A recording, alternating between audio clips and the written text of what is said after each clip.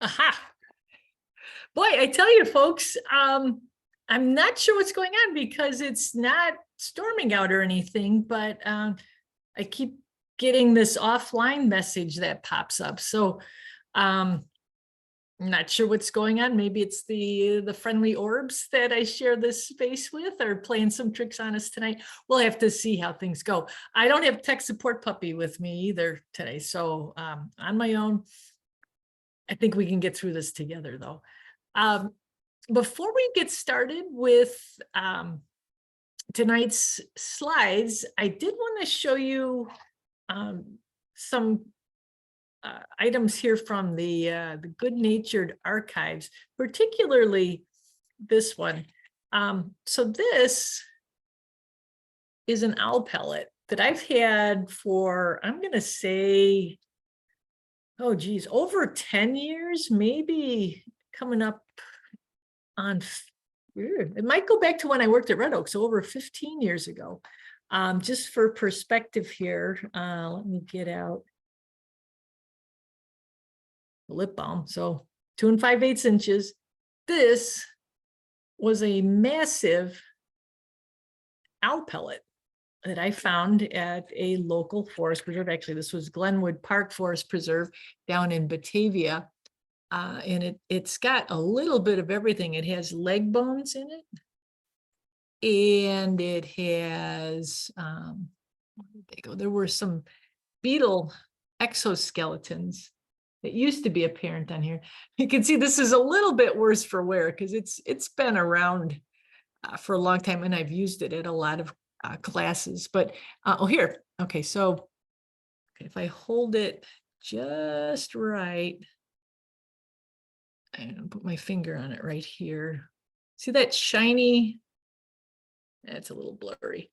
The shiny little bit right there is a beetle exoskeleton. So whether it was incidentally taken in when the owl was eating something else, or whether it was eating beetles too, protein is protein, right?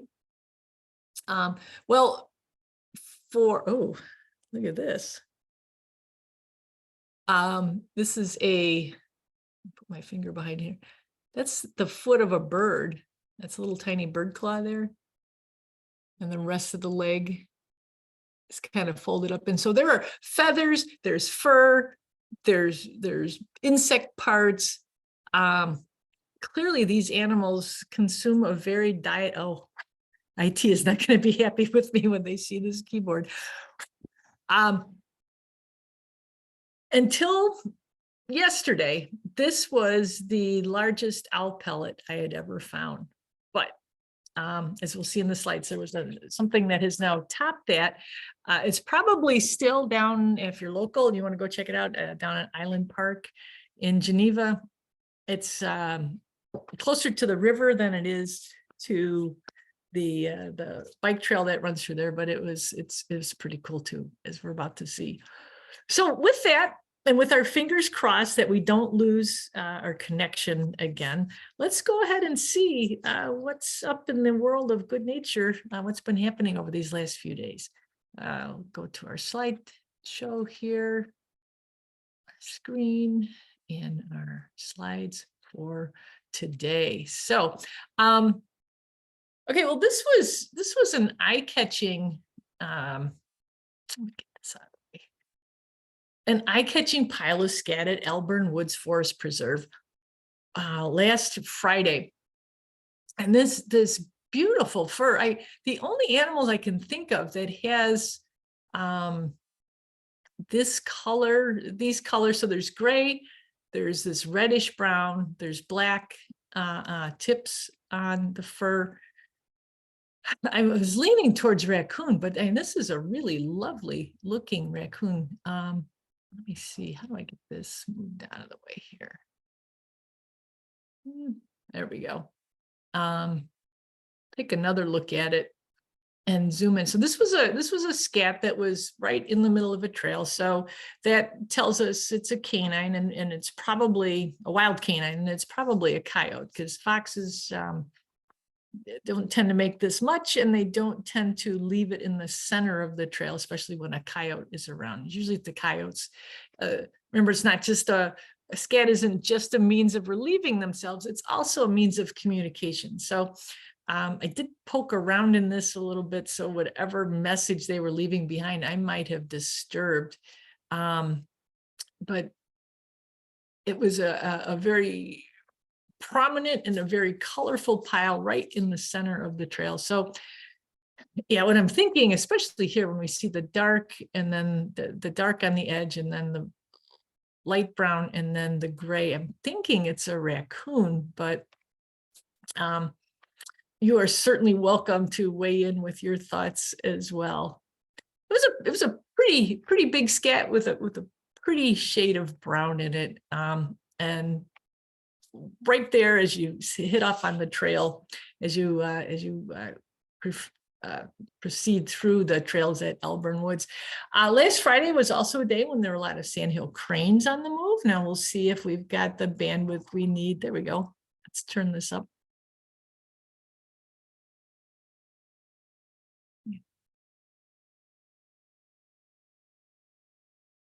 So lots of cranes were on the move, and they still are. Yesterday, when I was out walking, and they were flying so high, we could hear them, but we couldn't see them.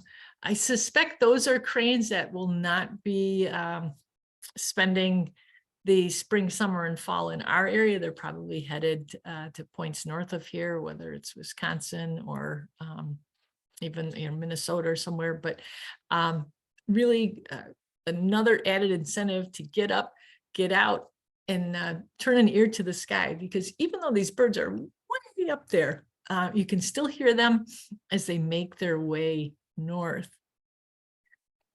Now,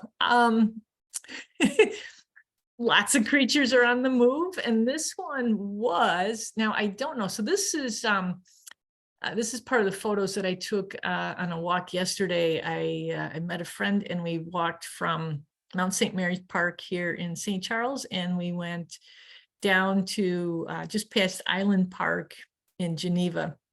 Again, if you're local, you probably know how Metra is busy adding another rail so they can improve the traffic flow through this area. So there's a lot of construction around the railroad bridges.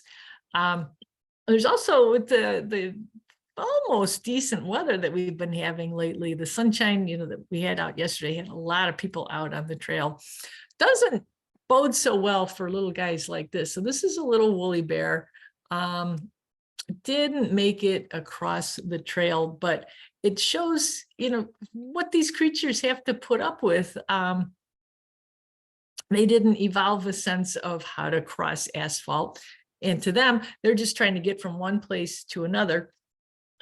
This one, I don't know if it was a bicycle or a foot. I was kind of bummed that it was no longer going to be doing its woolly bear thing. But this is a good example, if it were alive, a good example of insects that go through winter in a state of what we call diapause. So this is a species, these turn into a moth called an Isabella tiger moth.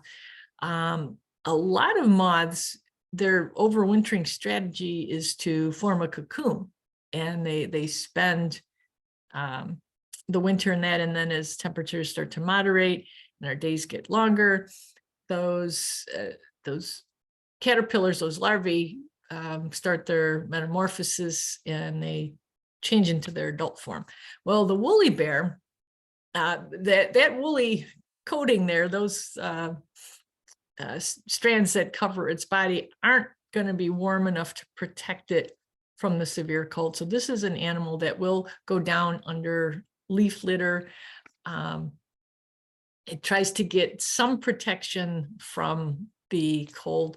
It's still going to have to produce some antifreeze-like compounds in its body so that it doesn't, if it does freeze, its cells don't explode as the water expands. It replaces the water in its cells with that antifreeze-like chemical. Then as things start to warm up, they pick up where they left off last fall. this is an insect that's very successful because it's a generalist. It eats lots of different things. Some of our moth caterpillars are only found in certain areas because that's where their food lives. These guys, you remember how as a kid, you'd find a caterpillar and you'd put it in a jar. And what do you always do? You'd put some grass in there with it. Well, there's not many caterpillars that actually eat grass. Grass does help with humidity in a jar, but I think we were all thinking that we were giving it food. This is one species that I think could find some things to eat in your basic handful of lawn grasses, maybe plantain leaves, things like that, but not terribly fussy. Fortunately, it's also not terribly lucky when they're crossing roads, like, or in this case, the bike trail. I think we'll probably see a few more of these as we progress through the springtime months. But anyway, let's move along. We got other cool things that we need to look at. Here it is. So this is the owl pellet that's down at Island Park, and it is bigger than the one that I showed you, because what I didn't do a good job of, the grass here was kind of wet, so I didn't lay down to take this picture, but this thing was tall too. And this was not a scat, as in a dropping of a coyote or a fox. This was a pelleted shape. It was below a tree branch. It wasn't real near the trunk of the tree, but look, maybe 12 to 15 feet above where this pellet was, there was a really nice perching type branch. So the owl that ejected it, I'm almost 100% sure, was a great horned owl. And look at some of these bones. Now, this has probably been there for a while. I suspect it's probably been rained on. Maybe it got pelted with that weird snow that was nowhere near 8 inches that we were supposed to get last Saturday. But the fur, the bones, there was a pelvis in here, a small pelvis. Let's see if we can zoom in. This thing was just massive. I left it in place because, well, for one, it probably wouldn't have held together at all if I tried to pick it up. But two, I think a lot of people who are into nature and exploration might enjoy finding this as well. So really big owl pellets from a really big owl. That does bring to mind too what our owl friends are up to. I actually got some text today, and it's not a complete story yet, so I wasn't going to share the photo, but a woman had texted me that she had found an owlet on the ground, a great horned owlet on the ground. So what does that mean? Do you get it help? Do you leave it be?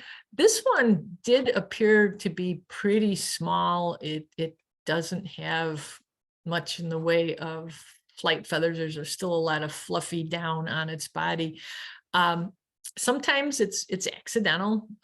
Owls don't always make the best choices for nests to move into. Remember, great horned owls don't make their own nests, but they will find something that will hold their eggs. And then as the eggs hatch and the owlets start to grow, sometimes the nest holds together pretty well. If they've chosen a red-tailed hawk nest, or say maybe a great blue heron nest, those nests are made of sticks. They're pretty sturdy. But if the owl has chosen, say, a squirrel nest or something that's flimsily constructed, sometimes these little owls can fall out.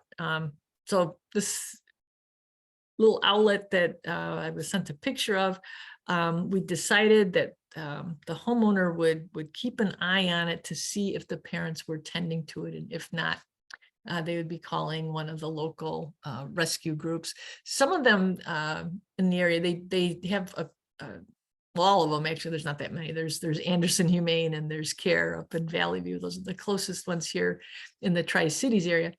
they have relationships with either tree service people or sometimes utility people who have access to ladders and bucket trucks.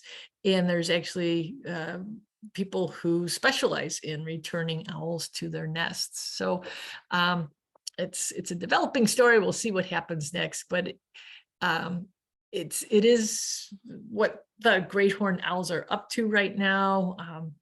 We just a couple of months ago, we were hearing them hooting back and forth, but we're not hearing that as much anymore as they're putting all their effort into raising their young and not disclosing the locations that they're doing that in. So keep your eyes and ears, eyes open for pellets like this, and also little owlets on the ground.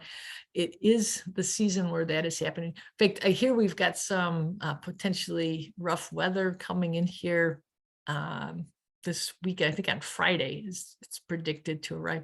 That too may result in little birds down on the ground. The two numbers that we always hand out, well, I'll give you the one because it's right here. CARE up in Valley View. That's been a longstanding organization. They've actually already taken in some owls already. They should you have a wildlife question or wondering what to do about some little waif that you found down on the ground, you can call them at 708-220-1420. That's the best way to reach them. And you can also look them up online and on Facebook. It's KARE for Kane Area Rehabilitation and Education for Wildlife. It's a great group. In fact, if you're so inclined to make a donation, go ahead. I know they'd appreciate it because baby owls eat a ton. All right, I'll tell you what, let's move on. Let's look at more animal signs. So this is a grouping of trees. So this area is just south of Riverside Bowie Park. It's right on the Geneva-St. Charles border. The bike trail takes a curve through this area. The beavers have been really busy, and it was pretty remarkable to see this tree. I think the only reason it hasn't broken and fallen down was it fell against another tree. But if we zoom in here, we can see our rodent friends have been really busy. It also shows how they might feed on the inner bark here, but there's a lot of wood. They do not eat the inner part of a tree, the heartwood. That wood is dead. It's what provides the structure for the tree, but it's also it's what keeps the tree standing. They need to cut through that to fell the tree so that they can then feed on the tender branches that are up high. As much as they would love to be able to climb trees, they really can't. So this is a tree that really catches your eye if you happen to be on that stretch of the bike trail on the east side of the river. Seeing that tree at an angle like that is pretty eye-catching. Well, now this is so, I think everybody recognizes chewed trees as a sign of beaver activity, but this not so much. So this here we've got our for reference, this is our 2 5/8 inch lip balm. You can see this is a pretty big pile of what looks like mud. I think I've got, yeah, here it is without the lip balm on it. By the way, my lip balm is minty fresh on the inside, but the outside of it does have a little bit of a funk, because what we're looking at here is a beaver scent mound. Now, there was another pile of mud a little farther upriver from this space, and I did get down and smell it, and it didn't smell like a scent mound. It smelled like anaerobic decomposition. So I'm not exactly sure what that was, if somebody had been fishing there and moved some mud around or something. But this, you'll see this in the springtime, in areas of beaver activity. So what the beavers will do is they will mound up this soil, this wet mud, and then they make a deposit, a scent on top of it. And it's funny, in fact, some of you know my friend Lisa, oh, that's who I was walking with yesterday. You might also know her as a horse person. Well, when we got to this particular mound, now I actually picked up a little bit of the material that's on the top of this mound, and I rolled it around in my fingers, and you could definitely smell. To me, it's not an unpleasant scent. To me, it makes me think of horses and leather. And I've never actually run that past a horse person before. So I picked it up, I rolled it in my hands. I said, Lisa, smell my hands. And she did. She's a good friend. And she goes, oh, it smells like a smelly horse. And so there's something about the compounds, whatever it is that the beaver is depositing there, there is some kind of connection between whatever those what are phenols or whatever it is in the sense that horses and beavers both produce. But I hadn't seen one of these in a while, so it was kind of fun to see another one. There is a lot of beaver activity up and down the Fox River, and this serves as a scent post to other beavers that might be in the area. Now, you picture a beaver, they're chunky, they got their buck teeth, they seem ideally suited to cutting down trees, but not so much fighting with other beavers. But they do become highly territorial during this their breeding season. So this is one way they put out the word that this territory is claimed. So this scent mound was, I don't know, maybe 50 feet or so from those felled trees. I would kind of like to go back and look around some more to see if there are other scent mounds. What I'd love to be able to do is be able to differentiate between one scent mound and another. My nose, I don't think, is that good. But if you happen to be out near a waterway with beaver activity, look for these. They can be easy to miss if you're not looking for them, and they do look like, somebody's just kind of piled up a bunch of muck, and somebody has, but it's not a human somebody, it's a beaver somebody. So another sign of spring, and a cool one too, one that is multi-sensory. All right, so as we were walking along, so this is the, let's see, this would be the Prairie Street Bridge. And this is one of the posts along that bridge. All these little dots on here, that's not part of the concrete. Those are all little midges. These are all insects. This is another one of those emergences that has occurred. These insects come up out of the water. So their larvae live in the water. Usually for several months up to a year. We've already seen a couple other hatches. These are different. The other type of midge we saw a couple of weeks ago, the antennae were much more prominent on the males. These, I could not really see a big difference between the males and the females, at least as far as the antennae go. Boy, they were thick, and they seem to have, because we walked across this bridge. Let's see, when we were heading to Geneva, I would say it was maybe 3:30 or so when we crossed the bridge the first time. We didn't have much trouble. There were a few insects around, but it wasn't one of those where you have to watch your breathing so you're not bringing them, sucking in insects through your nose or your mouth. But on the way back, it was much thicker. So clearly these things were coming up and out. Once they're out like this, as in their adult form, they don't have much of a lifespan after this. The objective is to mate and lay some eggs, and then they die. When you see clouds, generally, these tightly dense clouds of these insects, those are usually males in a mating swarm. thinking that they can, pool their senses together and increase the chance of coming upon females when they are together in those clouds. So they were coating the bridges, the abutments, the railings. It was quite a sight to see. And then we looked up. Now, these are not insects. These are birds. They just happen to be really far away. So the tree swallows are starting to move through. And I love it when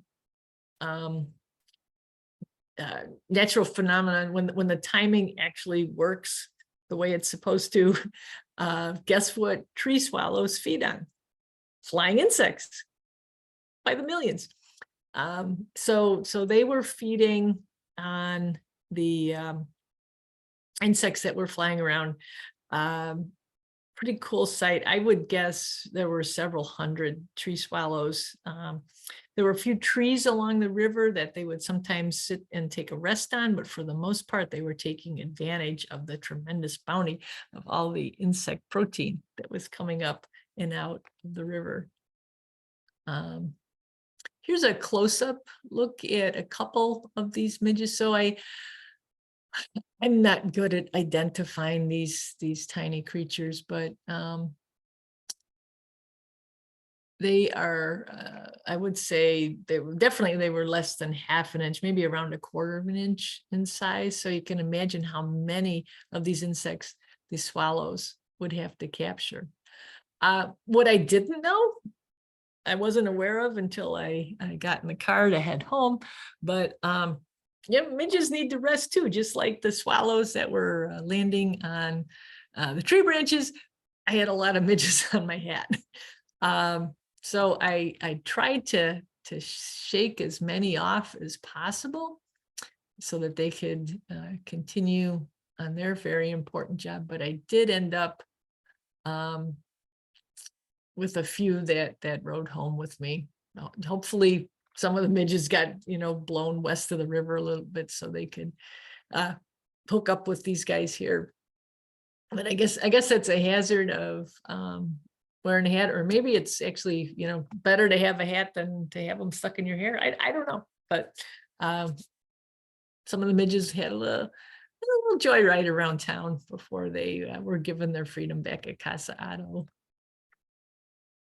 So this is, I was visiting this establishment today. This is one of the senior living facilities that I visit on a monthly basis. And I did not notice this when I walked in, but when I walked out, I thought, aha, they're back. I don't know if you can see what's going on here. We will zoom in. But this is, I'm going to guess it's the same pair. Now I've been going, this is Heritage Woods and White Oaks. White Oaks, I believe, is the memory care wing. Heritage Woods is, I think, assisted living. They're in South Elgin. Every year that I've gone there, there has been this pair of geese nesting in the parking lot. So here's Mom over here on her nest, and here's Dad sitting in a puddle, but ready to defend her if he needs to. I think I tried to zoom. Yeah, so she's so she feathered her nest, but with the breezes and everything, a lot of that down has ended up in this bush right next to her nest. But here she is. So she's already sitting on eggs. I didn't want to disturb her to see how many were there, but a goose lays about an egg a day, and they don't usually start sitting on them, just like ducks. Ducks and geese are waterfowl friends. They will lay an egg a day. They don't want to start sitting on them until all the eggs have been deposited, because they want all the babies to hatch at about the same time. And if she started sitting on the first egg the moment she laid it, it's going to hatch 10 or 12 days before all of its siblings. So anyway, there's Mama sitting on this parking lot island. Last year they were on the island just east of this one. And here's Pop. I thought it was interesting. I don't know why he chose to sit in that water. If that was, if he was thirsty, I thought, oh, imagine all the runoff muck, the salt, the automobile fluids, you know, if he was sitting in that because he was thirsty, I don't know that that was the best decision. On the other hand, maybe, you know, maybe he was warm. They have layer upon layer of down on their bodies, and maybe sitting in the water helped him regulate his temperature. It was, the sun does have some strength to it these days, but anyway, we're going to have another batch of parking lot geese. Probably, I think they're, takes about 28 days for those eggs to hatch. I'm going to say 4 weeks. So they will probably be done by the next time I go there, but yet another sign of spring. It did remind me though, that even though Canada geese, males and females do look very similar, there is a size difference, and you can also usually judge which is the male and which is the female by their behavior. So here we've got the male in the lead and the female following. This is often how they move. If they were to be stationary, chances are she would be plucking away at grass while he would take the occasional nibble, but his job is to be the sentry and the defender. So he's always keeping an eye out to make sure that there's no apparent threats. So we zoom in here, you can see too. Taller, longer neck. She's got a chunkier body, shorter neck, but you think she's smaller, but I bet if we weighed the two, she would weigh more than him. But yeah, just something to look at. Even though you see these geese and they all look identical, it is possible to tell males from the females or the females from the males. Now this was really cool, and I wished I'd been able to see this myself. This was a series of photos sent in by our friends Jim and Sue. I was only able to get one of them to upload. For some reason, the other two would not. They're saved in my pictures, but they would not upload into tonight's slides. So we'll just look at this one, which kind of says it all. This is a red-tailed hawk. And there's layers of irony here. Usually when a hawk is feeding on a bird, this is what it leaves behind. I've never seen a hawk that's been fed upon like this. And I don't know the prelude to it. I don't know if this hawk was sick, if it maybe had an impairment. What Jim said was that the chest, the body cavity here is intact. So there was a lot of plucking that went on, but the bird itself, the body of the bird was still intact. What's missing is the head. So he was wondering, you know, what could have done such a thing? Whoops, close your eyes. That's a really cool picture too. So I've done some reading about interpreting bird sign, and so when you see a kill like this, and you see there's feathers everywhere, you know it was a bird. Mammals don't pluck their prey the way this bird was plucked. The other interesting thing, the fact that the head was missing, that tends to be the hallmark of a great horned owl. That there's this interesting publication here. I'm going to switch over. I think you guys should be able to see this. So this is a USDA publication that is written, you know, this particular branch, I think this is the APHIS branch of Animal and Plant Health Inspection Service. So there's an arm of the USDA that deals with human conflicts with wildlife. This is the same branch. The APHIS people are also the ones who are very proactively always dealing with the issues that arise, the conflicts that can arise between large birds and airplanes. A few years back, there was a project where they were tagging red-tailed hawks. They were capturing them near the airports around here and then moving them varying distances away, and then seeing if the birds were apt to return or if they set up new territories elsewhere, or if something else happened to them. But this Hawks and Owls publication, this backs up what I had read a few years ago about owl predation on other birds. And they do talk about how owls more than other birds of prey will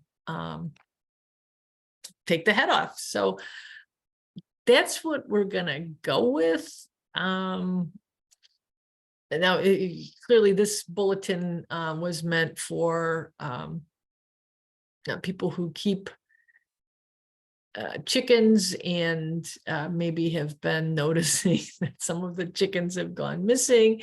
There's it gets into a lot of things that we're not gonna talk about, translocation, euthanasia, things like that, but describing, helping chicken owners figure out what has happened to their birds. The first few pages of this report were really interesting. So anyway, I think that's what Jim and Sue found, was a hawk that had been taken out by an owl. Now, was it a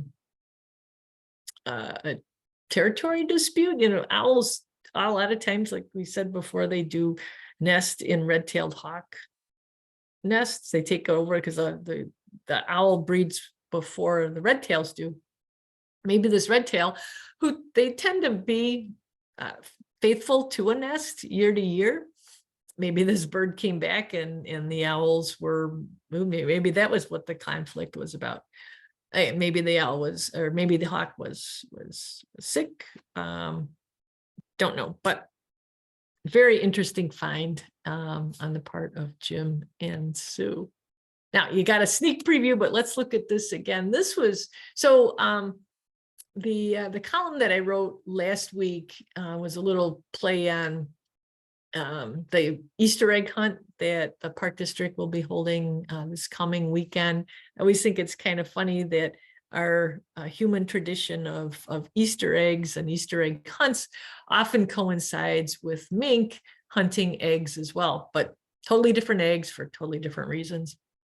They're not looking for candy, they're looking for protein. So waterfowl, nesting waterfowl, like we saw with that goose, they, besides threats from birds of prey and humans, mink are another thing that our local waterfowl have to constantly be on the lookout for. So this clearly this mink, this picture was taken, I believe, Terry, the woman who sent this photo in, she took this, this was out at Afton Forest Preserve, which is in DeKalb County. I think she said this was in January. Look how thin that ice is for January. It's enough to hold up a mink. I don't think it would hold up much more than that without breaking, but look at what our mink has found. I thought this was just a fabulous photo. Let's zoom in here. So what we can see is it's a large frog. It's actually a bullfrog. It doesn't have the folds of skin going down its back.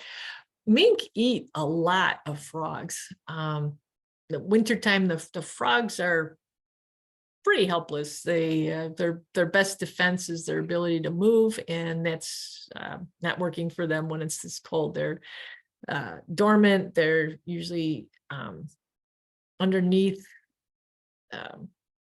the ice or tucked into a bank.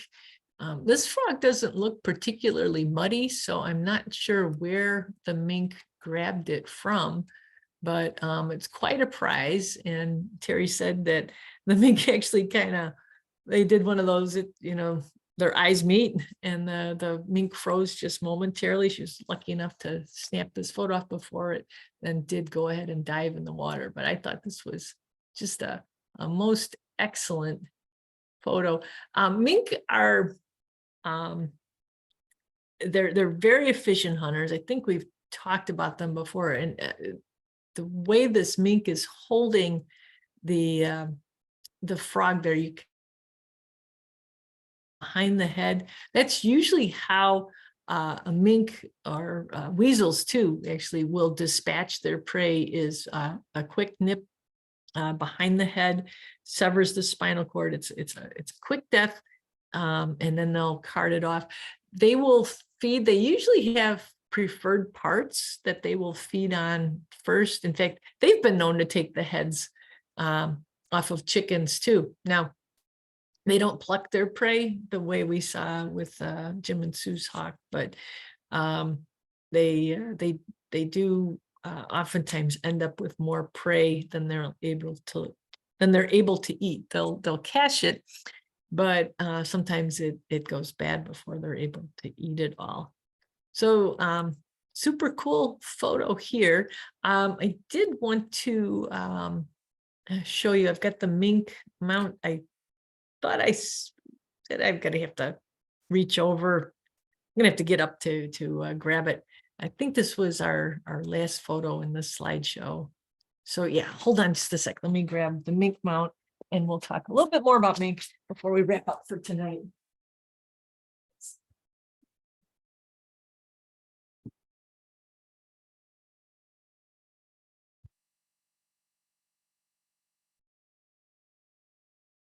Right. So I had a text over the weekend from Ryan. A lot of you know Ryan, one of our coworkers here at the Park District. All right, I'm gonna stop this share. There we go. So Ryan is an avid fisherman. In fact, he is, if any of you are following the schedule for the River Corridor and Conservation Foundation River Runs Through It program series, Ryan is the next speaker coming up now in April, talking about fishing on the Fox. So that should be a great presentation too. He'll talk not just about fishing. In fact, he's not going to give away his fishing spots, but I know he'll be talking about the different species that live in the Fox River. Let me reel that back in. I'm going off on a long tangent. Yeah, so that's the third Wednesday in April. If you're interested in taking that in, that'll be over here at the Baker Community Center in St. Charles. But anyway, Ryan had sent me a text. It was a screenshot from a fishing forum that he follows called Fishing on the Fox. And there was a gentleman on there who was pretty sure he saw an otter. Now, the thing about fishermen is they don't like to give up their spots. So he did not mention where along the Fox River that he was, but he said he's seen a lot of mink in his time out on the water. And he said this was a lot bigger. The tail was longer and thicker. He's pretty sure it was an otter. So I thought, if people are seeing otters around here, and I wish I had an otter mount to show you, I don't, but we do have our mink here. This is the general size that we're talking about. You know, from nose to tail here, we're looking at about maybe 2 feet or so. Slender body, slender tail. Here, can see that. And then this mink was mounted with the characteristic hump in the back. Now, otters and mink are in the same, they're in the weasel family, so they're going to have a similar style of movement, that sort of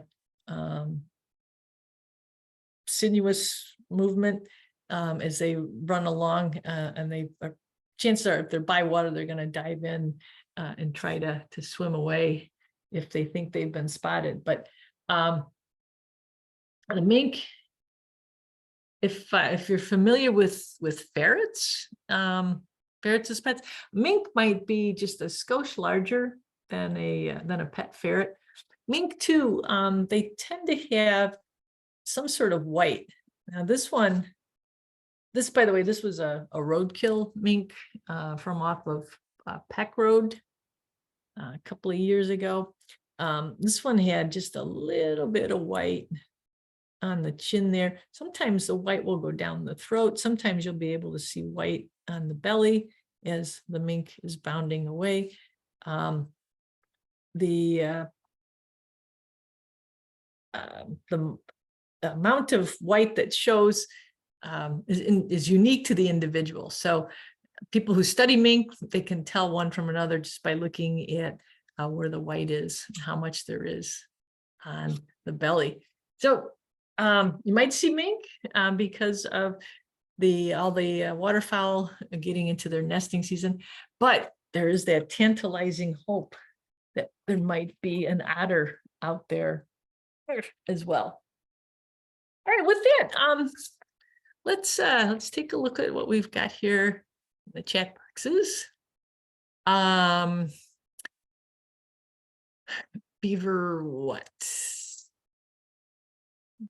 Boy, this is where I need to get better in staying on these chats while we're still talking about the topic. Do beavers have special scent glands that they use for the scent mounts? Yes, they do. And that material that's expelled, it's got a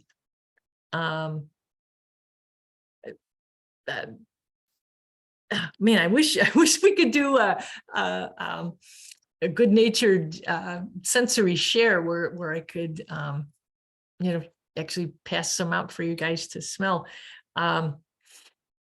But yes, they do have a special gland that they use for marking their territory at this time of year. I don't know that they do much marking, scent marking at other times of the year. This is the time of year when they've got their guard up the most because it is their breeding season. Please tell us about those white fluff bugs that have been flying around all this week. Oh, I've heard about that. Oh boy, yes, Sarah, there's a story there, but I am going to have to defer on that. They look like Susie Snowflake, right? They're floating around. I was going to write about those last year because I'd seen some at Delnor Woods. There's a relationship between them. Maybe I can look that up while I'm babbling here. I want to say that there's a type of aphid.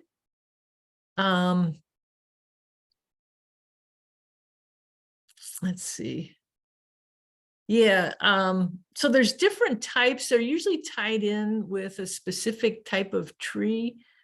I know there's some that there was a relationship between alders and silver maples, but they are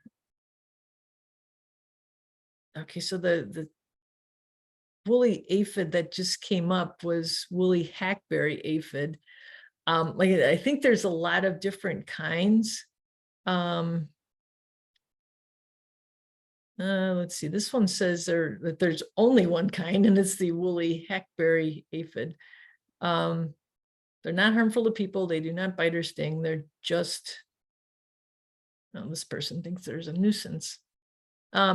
Let's talk about those next week. If they're out flying around, I'd like to try and get a picture of one, and we can discuss it then. But I think it is aphids specialize in feeding on plant juices. So, and those must have developed that fluff as a means of having the wind carry them around from place to place. But let me get some more info on that, because I remember last year I was going to write about them and I couldn't get a decent photo, and that so often determines runs in the newspapers if there's going to be a good picture for it. So I'll get back to you on that one. Let me make a note to check those out.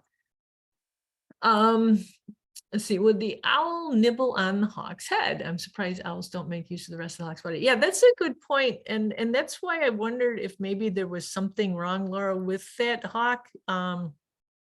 That for one, for an owl to take a red-tailed hawk when there's so many other easier types of prey out there, that seemed a little strange. So I wondered if maybe the hawk itself was sick, it was underweight, maybe, you know, it had eaten, hopefully it hadn't eaten, you know, rodent poisoning, because then the owl would be consuming, you know, that tissue that had that rodenticide in it. But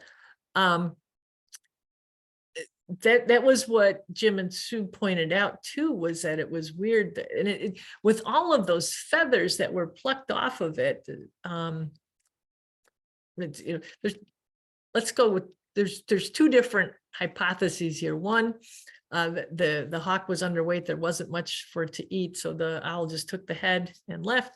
Two, maybe the owl was interrupted, maybe all it got was the head and it never got back to finish the job that it had started.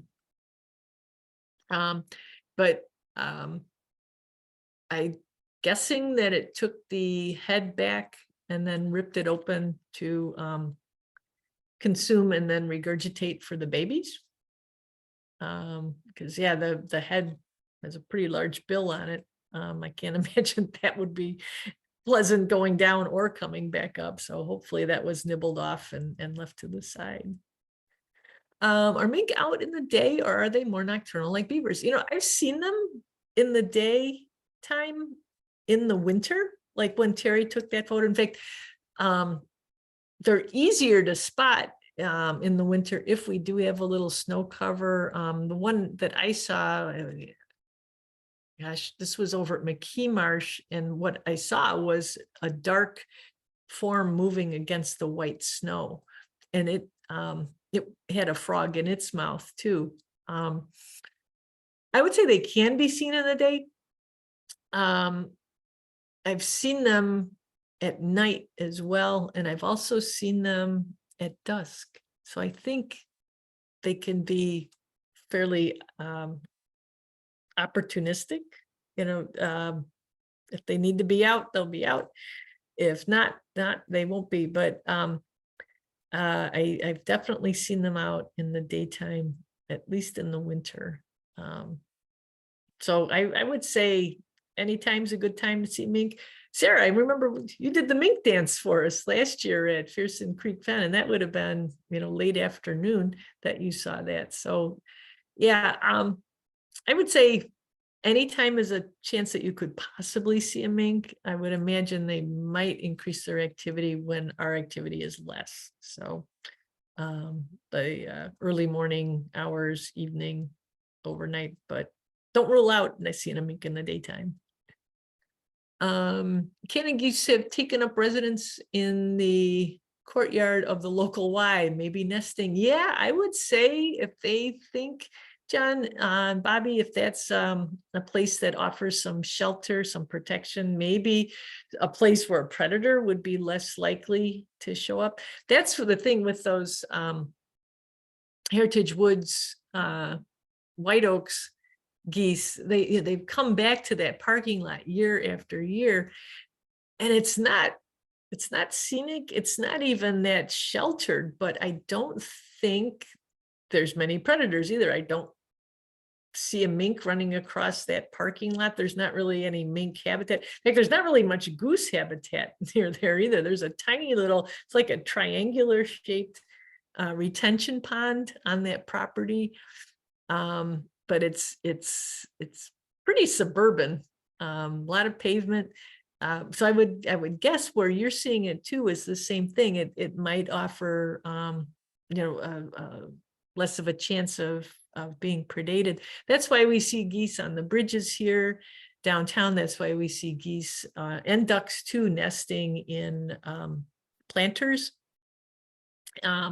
Anything that can they might look really obvious to us, but those obvious places are usually in places where predators are less likely to want to go into. Should management be warned to keep children away while the goose is on the nest? Yeah, that might not be a bad idea, Bobby. Goose injuries, I mean, they put up a fuss, they hiss. It can startle you if they, pinch at your ankles and stuff, but it's more of a startle thing than it is an actual pain or something that's gonna break the skin. But yeah, in terms of harassment and things like that, it would probably be good to keep the kitties away from the geese, because they are trying to raise their family, and interference from humans, even little humans, can be stressful to them. There's a pair by the early voting in the planters at the early voting, the county. Yeah, Old Montgomery Wards. Oh gosh, right off of Randall Road. Right. Dad was guarding and Mom was sitting on it when I voted this week, or late last week. So yeah, another example. So yeah, the old Montgomery Wards building, it's at Randall, it's between Prairie and Oak Street, and now it's the county clerk or recorder clerk's office. Right. And yeah, surrounded by asphalt there, but again, although, it's funny, I was going to say, predators are less likely to go there, but I remember snapping, I was coming out of what was then Colonial, now it's their syrup concept, and that restaurant there, and there was a coyote walking through that parking lot, but the poor thing had such a horrid case of mange. It was, that'll cause an animal to behave. We used to see one of a coyote by the Farm Bureau too, which is right across the street from Okay. where those geese are. So I think coyotes are around there, and I've seen fox along Prairie too in that area. Interesting. So somebody at dinner.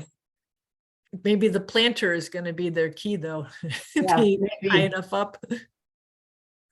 Interesting. Well, definitely time to be looking, in all the unusual places, because we do have a lot of geese, and they are finding that these places that would be very non-traditional, especially to those that migrate. We have two different subspecies that have moved through here and headed back north again. They probably think, what the heck are these guys doing nesting on asphalt? We're heading back up to the sedge meadows of Canada. But yeah, it's that time of year. It is time for these creatures to be making more. With that, I think we've